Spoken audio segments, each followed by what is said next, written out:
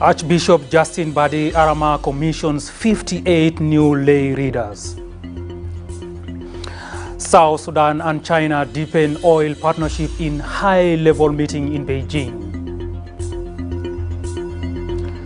And government and partners host Cultural Day in Malakal to foster peace and social cohesion. Hello, a very good evening and welcome to SSBC News. I am Duku Wilson taking you through this news bulletin.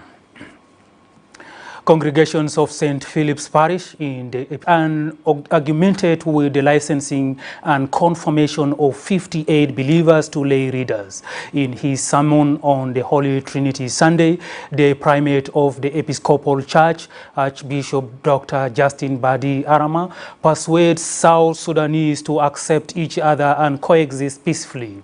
He encourages the new lay readers to serve the church loyally in spreading the good news.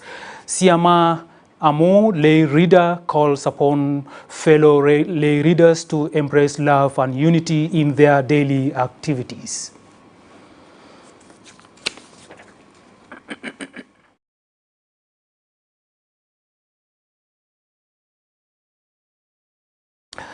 Turning to energy diplomacy, where South Sudan government and China National Petroleum Corporation, CNPC, are taking steps to deepen their partnership in the oil sector.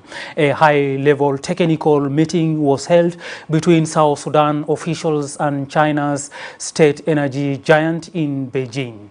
Abraham Felix reports. A high-level technical delegation from South Sudan Ministry of Petroleum, led by Under-Secretary Deng Lualwal, convened a meeting with representatives of the China National Petroleum Corporation, CNPC. The meeting focused on deepening bilateral cooperation within the oil sector. Under-Secretary Wal emphasized the importance of partnership, marks a critical step in advancing technical collaboration in increasing oil production in South Sudan. The meeting focused on advancing technical cooperation to increase oil production across key fields in South Sudan, in Unity State, Block 1, 2, and 4, and Ruweng Administrative Area, and Block 3 and 7 in Upper Nile State. The CNPC team reaffirmed its strong commitment to South Sudan petroleum sector and express readiness to mobilize resource and technology in alignment with our national priorities. According to Under-Secretary Wal, government and CNPC have agreed to form a technical committee to address the challenges hindering oil production in South Sudan. Both sides engage in constructive discussion focused on identifying viable strategies to enhance oil production from existing fields, improve operational efficiency. Special attention was given to the field rehabilitation, capacity building for our national workforce, and the adoption of environmentally responsible practice. The government of South Sudan remains committed to ensuring that our natural resources contribute to the national development and economic stability. Highlighting government commitment to further strengthening collaboration with CNPC towards sustainable growth in petroleum sector. Abraham Felix, SSBC, Beijing, China. Warab State Governor Bolwe Kagok held bilateral talks on Friday in Juba with Guangkong, the United Nations mission in South Sudan Deputy Special Representative of the Secretary General for Political Affairs. Following the meeting, Governor Bol expressed appreciation to the United Nations for its continued support of the government of South Sudan. He welcomed UNMIS's ongoing engagement and affirmed that the mission had pledged to support peace-related activities across the state. For his part, Guangkong reiterated UNMIS's commitment to working closely with state authorities to strengthen peace, political stability, and community resilience. He emphasized the mission's role in supporting grassroots peace initiatives and fostering cooperation between communities. I was impressed that he's aware of what is happening in Warab, and he assured me of the support to conduct peaceful disarmament. He has assured me that he will support my collective approach to strengthen justice and law and order by engaging all the stakeholders, the traditional leadership, the politicians, all social groups, young and old, to bring peace and security in Warabi states. Warabi states is facing, and also explores ways how we can work together to address those challenges. We also discussed about how to ensure the peaceful voluntary disarmament will achieve its intended purpose so that weapons will be collected from the hands of civilians. I assured His Excellency, the Ambassador, of full support in bringing peace and stability. Central Equatoria State has launched a 21-day review to address a land dispute in Nyamini, Juba County. The review aims to resolve tensions caused by unauthorized land markings and promote peace in the area. Stewart Abogo reports.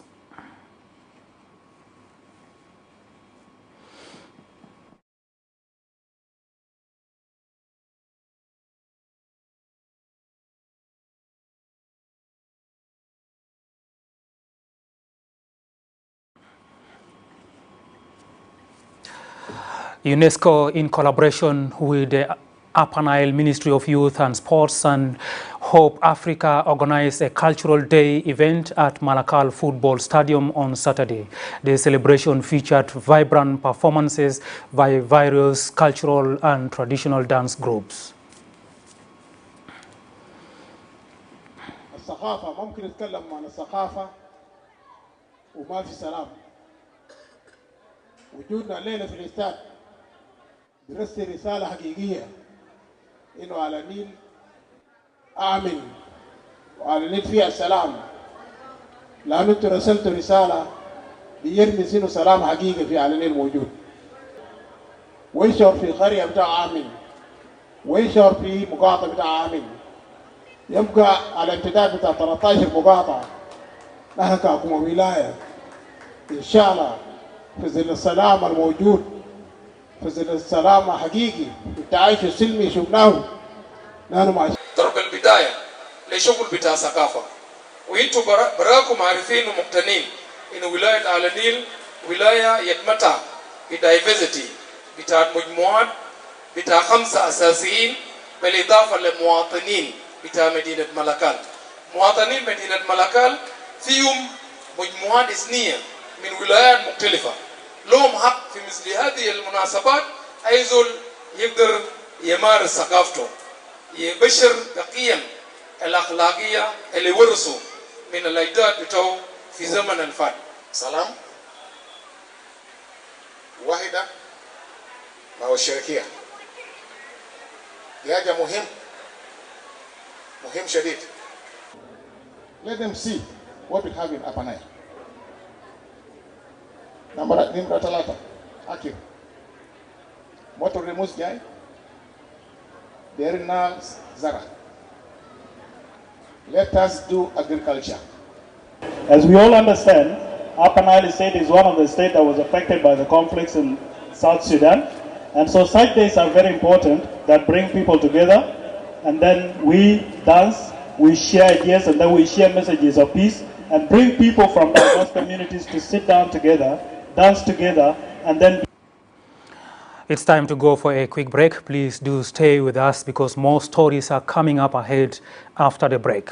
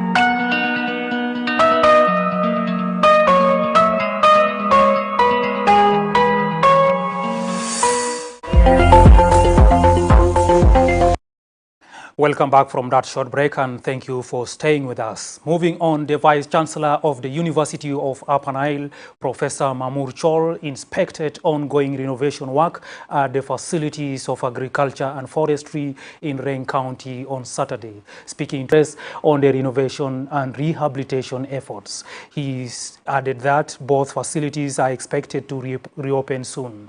Meanwhile, Commissioner of Reng County, Ding Deng Lueth, welcomed the university's leadership visit and expressed optimism that reopening the facilities would significantly contribute to human resource development in the country.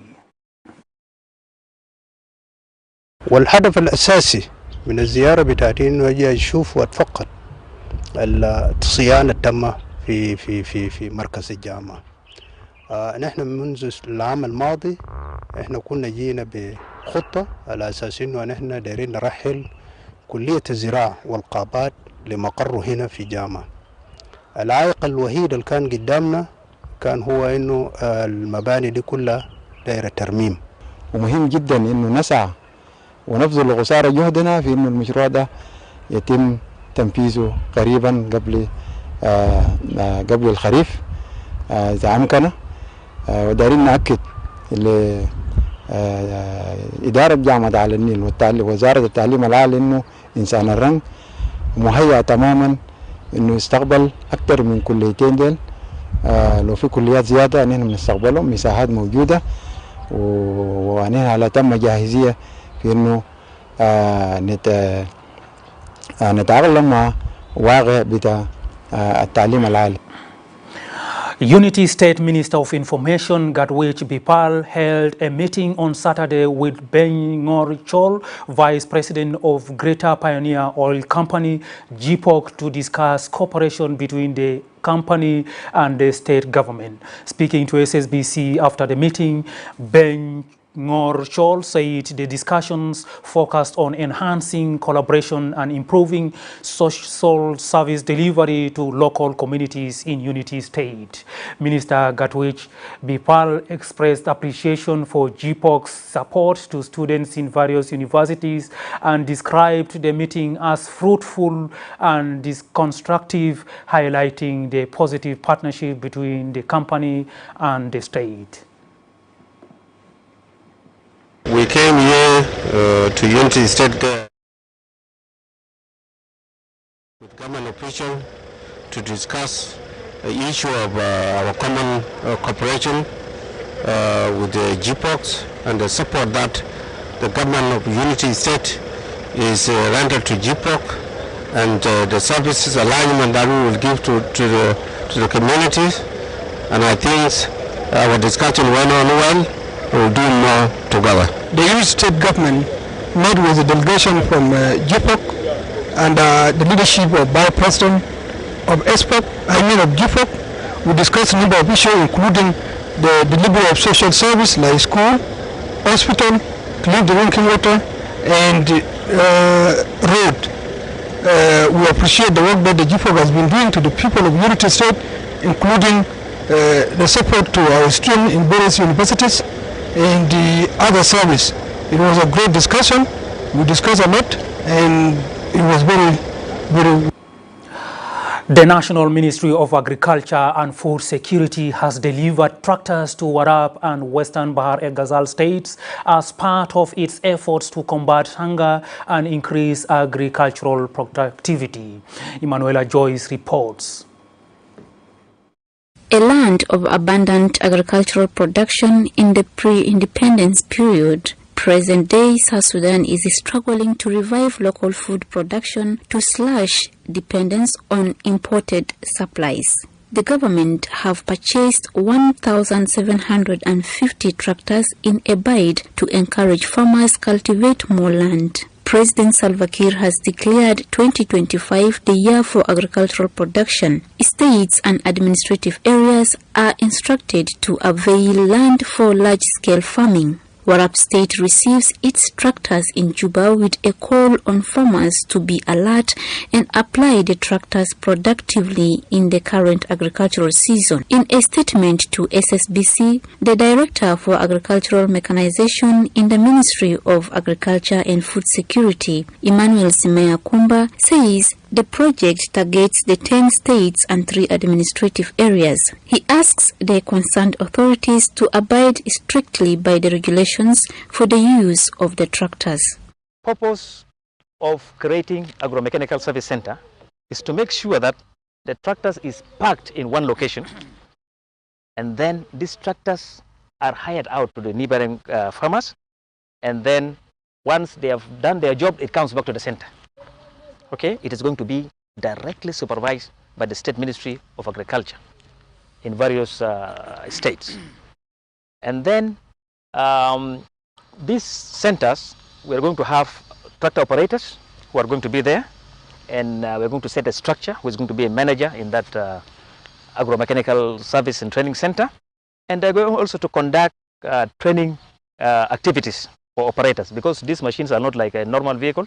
They need a special training because these are special equipment.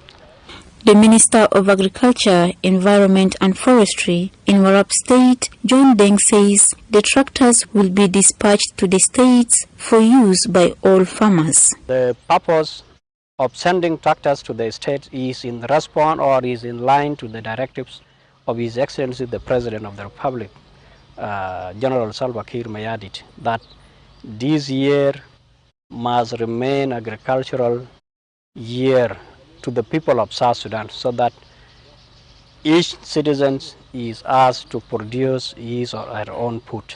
In another development, the Ministry of Agriculture and Food Security delivers tractors to Mariel Bai Cooperative Society in Western Baral Ghazal State. The Director for Agricultural Mechanization in the Ministry of Agriculture, Emmanuel Simea Kumba, says the tractors are meant for communal use. That these tractors are for communal usage, not for individuals. So, although it is owned by Mariel Bai, but you have to give service to the neighboring communities so that they can also improve or enhance the agricultural production. Because our major objective is to increase agricultural production and productivity so that they can boost the food security in the country. Kuimajo Nyo, Executive Director of the State Ministry of Culture, Museum and National Heritage, exhorts South Sudanese to prioritize agriculture for local food sufficiency. Jungle and Lake states have already taken delivery of their tractors. It is estimated 80% of South Sudanese are traditional farmers. The government has to do more in training the people for large-scale farming for commercial applications in a drive to generate income to fund the national budget. Emmanuel Joyce Nicholas, SSBC. In a meaningful blend of faith and community, Glory Baptist Church in Jondoru observed Responsible Men Day, an event dedicated to reinforcing the values of fatherhood and male leadership. SSBC's Stewart Abugo has the details.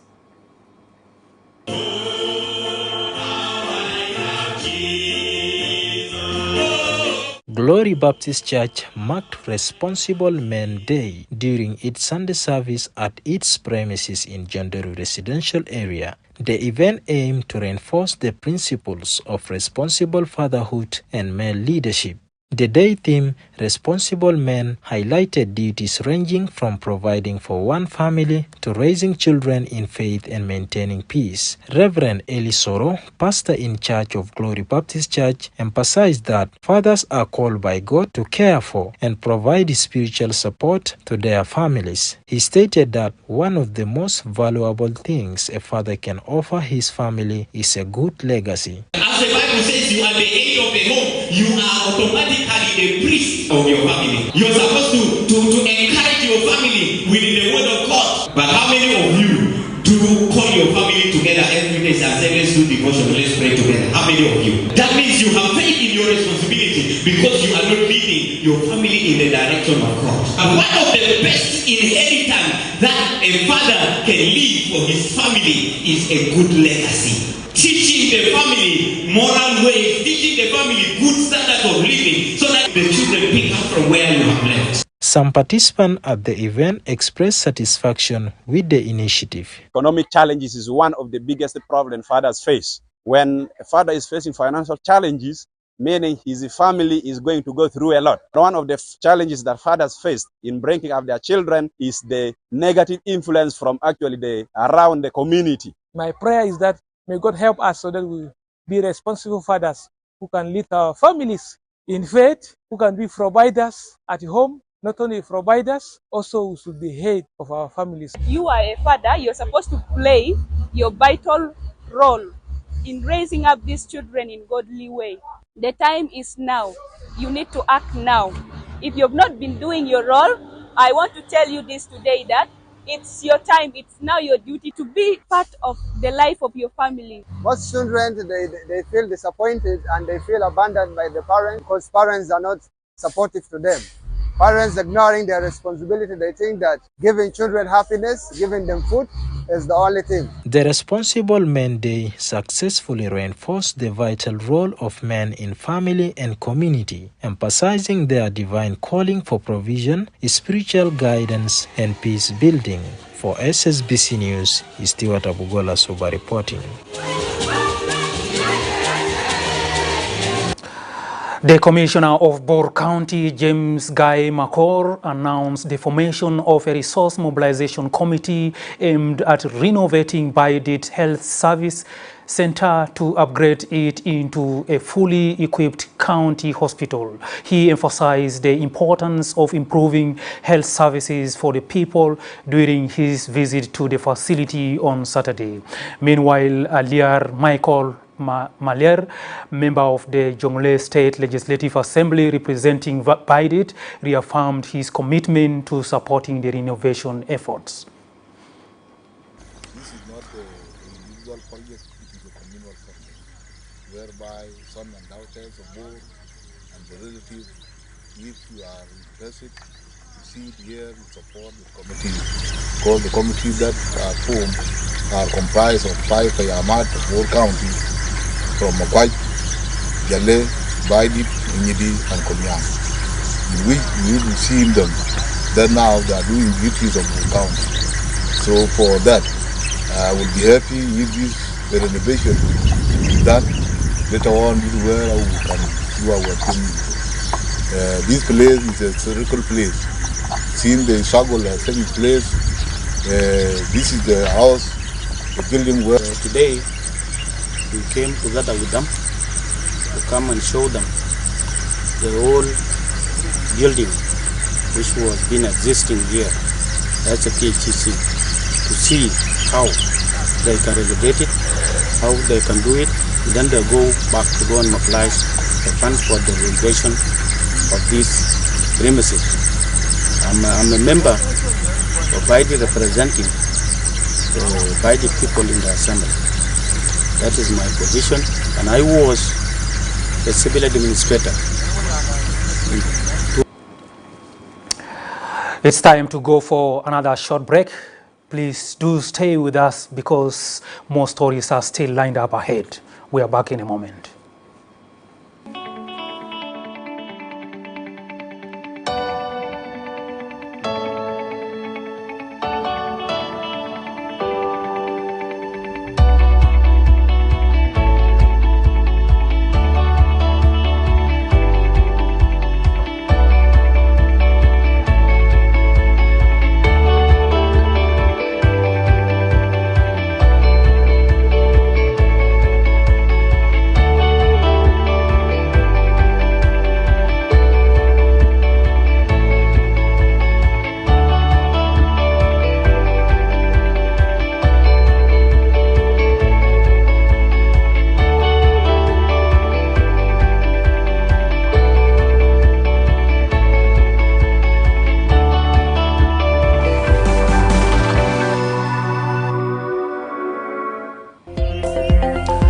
Welcome back. You are watching SSBC News with me, Duku Wilson. Moving on, the Petroleum Protection Police in Melut County have arrested 14 individuals suspected of engaging in sabotage and criminal activities within the local oil field. In a statement to SSBC, Commissioner Manuel Awach Aguer emphasized that full legal action will be pursued against those suspected to prevent further damage and protect vital oil infrastructure. Meanwhile, Johanna Monbai, Executive Director of Paloch Payam, condemned the sabotage as irresponsible and called for strict punishment to serve as a deterrent. Major Edward Michael Awang, a senior officer with the Petroleum Protection Police, confirmed that a thorough criminal investigation is underway and pledged that those found guilty will face severe penalties.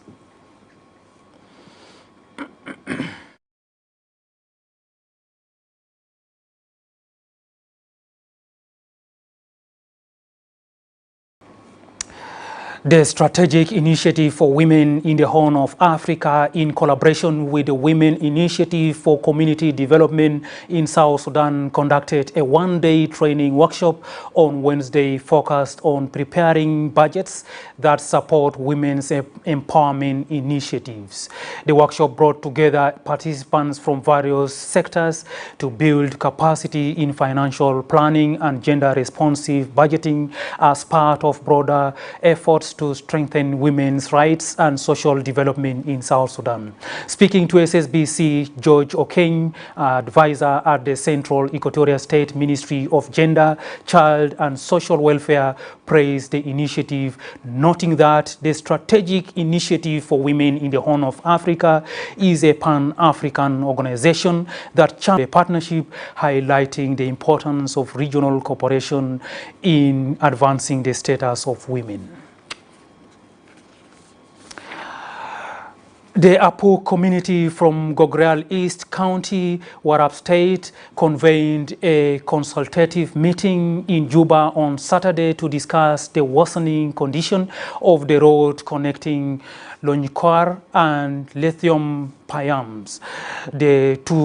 The poor state of this road has raised various serious concerns about accessibility, service delivery, and economic connectivity, particularly during the rainy season. The road serves as a critical link between rural areas, main towns, and other parts of Panton.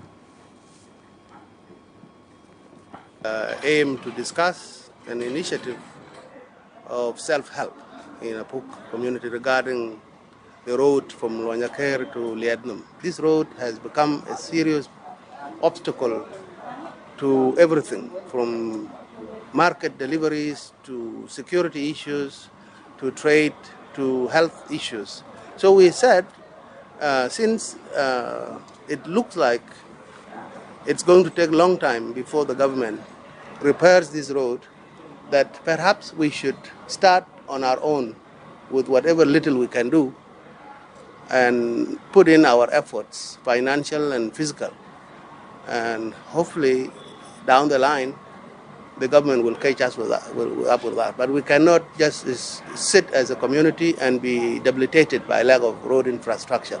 We have to do our own initiative, our own efforts. It is very crucial. We have a hospital in Liadnum, and we refer our patients to Wow or Kwajok, and this is only the road that they use. So the road is very important. We want to start as a community, and also the MPs are playing their roles. The commissioner is playing their role. We'll take it up to the state government, but we are just doing our bit because our contribution matters. This road is very important because it is a security road. You know, we are connected with neighboring communities in Mayom County in Unity State. It's also very important because it's a means of bringing services to the people, especially when it comes to health provision, because 8 months long this headquarters of county is cut off. So it is very important to connect it. Health-wise, economic-wise also is very important, because the products that are even produced and the plants that are done are separate. The one in Toch area is. Authorities in western Bahr el Ghazal state have officially laid the foundation stone for the construction of a new police station in Ringi Payam Boro Medina Raja County.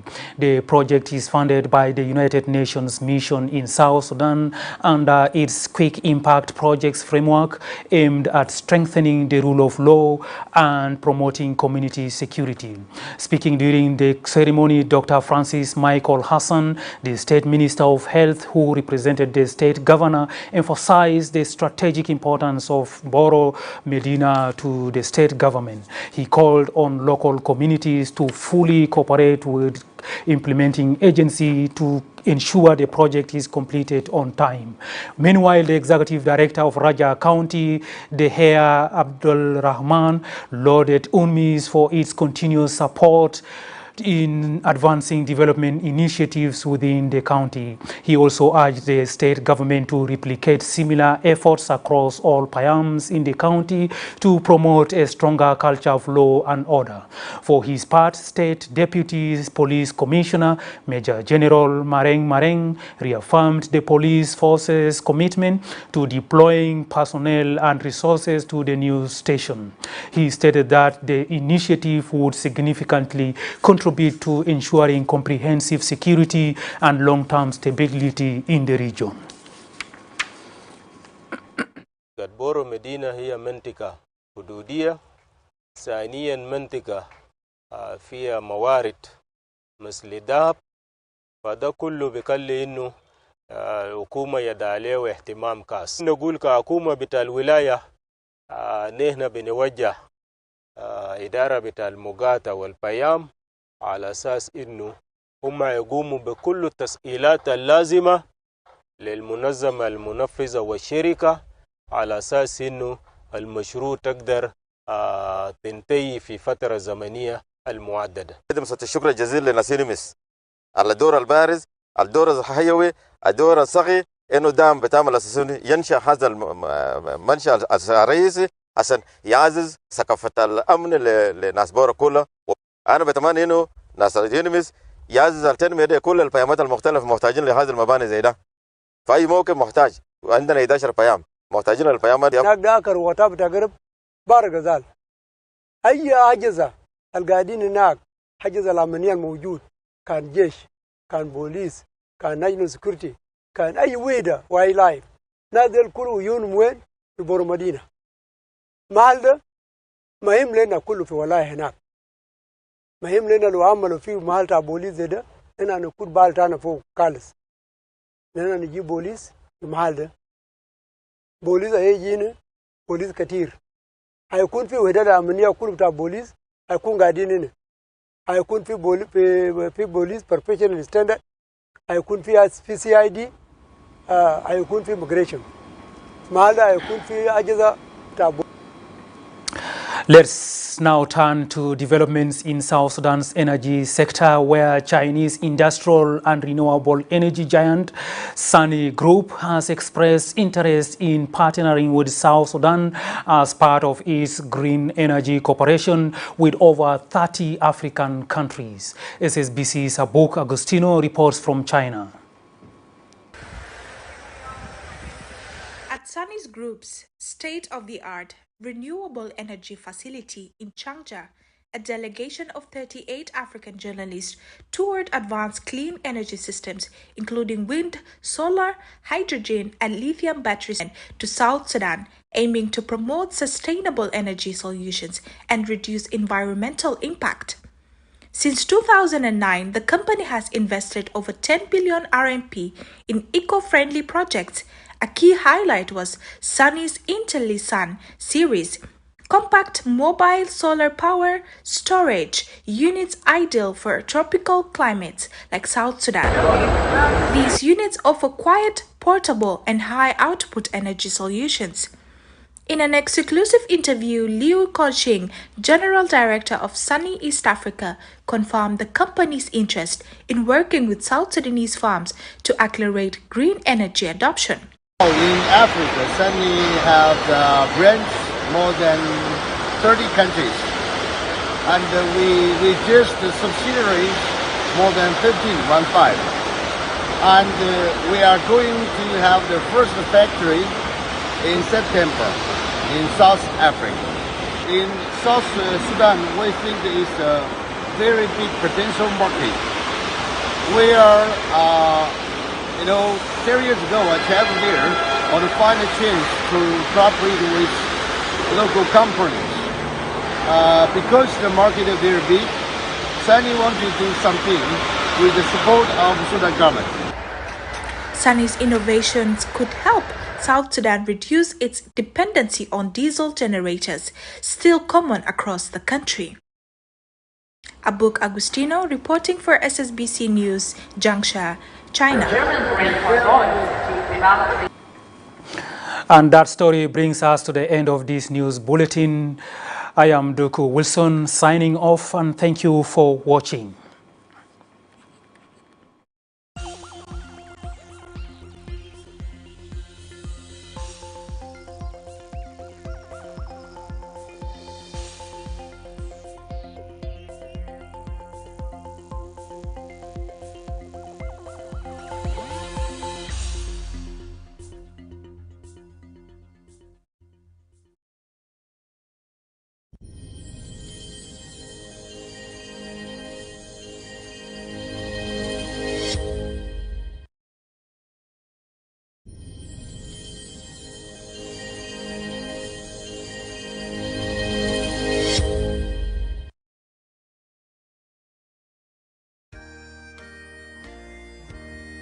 Are you suffering from dental problems and looking for a specialized dental clinic? Don't travel abroad. Ozone Dental Clinics brings you home solutions to all your dental problems. We provide the following services: tooth extraction, orthodontics, pediatric dentistry, teeth filling, whitening and scaling, root canal treatment, dental implant, and many more. Ozone Dental Clinics has specialized medical crew using the latest and high-quality testing machines. Ozone Dental Clinics opens from 9 a.m. to 9 p.m. every Monday and Saturday, and from 3 p.m. to 7 p.m. every Sunday. We are located at